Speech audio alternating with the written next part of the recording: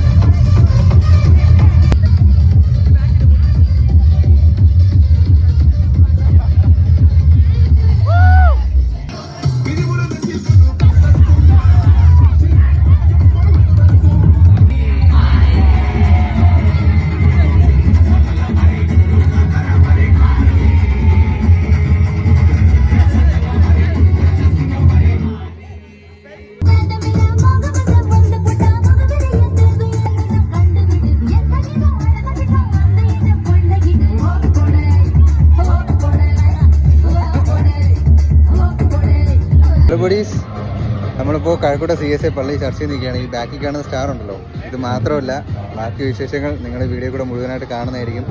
പക്ഷേ ഒരു ബാൻലൊക്കെ ഉണ്ട്, ഇന്നും കൂടെ ഉള്ളൂ ഇത്. നമ്മൾ അറിഞ്ഞപ്പോൾ ലേറ്റായിപ്പോയി. അപ്പോൾ ഇന്നാണ് ലാസ്റ്റ് ദിവസം. ബാക്കി വിശേഷങ്ങൾ നിങ്ങൾ എൻ്റെ വീഡിയോ കൂടെ കാണാവുന്നതാണ്. അപ്പോൾ നിങ്ങൾ ബാക്കി കണ്ടിട്ടോ.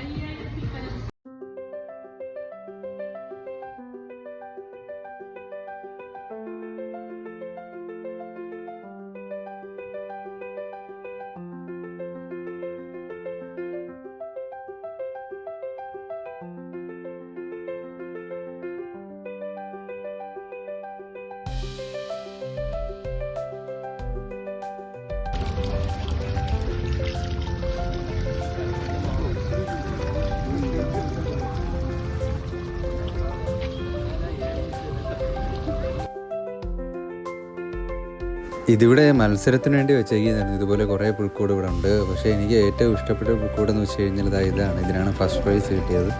അപ്പോൾ ഇതെങ്ങനെയുണ്ടെന്ന് നിങ്ങൾ കമൻറ്റ് ചെയ്യട്ടോ.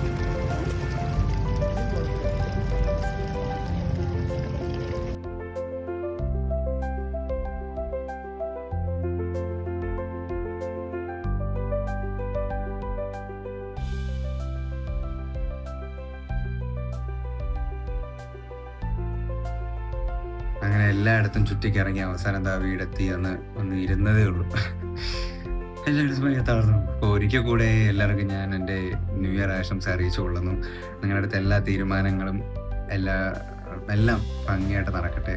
എല്ലാ ആഗ്രഹങ്ങളും സഫലമാകട്ടെ. ഈ വർഷം നിങ്ങൾക്ക് എല്ലാ ഭാഗ്യങ്ങളും ഈ വർഷം ഉണ്ടാവട്ടെ എന്ന് ഞാനൊന്ന് ഒരിക്കൽ കൂടി ആശംസിക്കുകയാണ്. എനിക്കും അതുപോലെ തന്നെ ഉണ്ടാവട്ടെ. 2025 എനിക്കൊരു ഭാഗ്യമില്ലാത്തത് വർഷമായിരുന്നു. 2026 ഭാഗ്യം കൊണ്ട് എൻ്റെ വർഷവും എൻ്റെ ജീവിതവും നിങ്ങളുടെ ജീവിതവും നിറയട്ടെ. അപ്പോൾ സൈനിങ് ഓഫ്, റോബ്രിയാസ്. ഫോളോ ചെയ്യാൻ മറക്കണ്ട കേട്ടോ.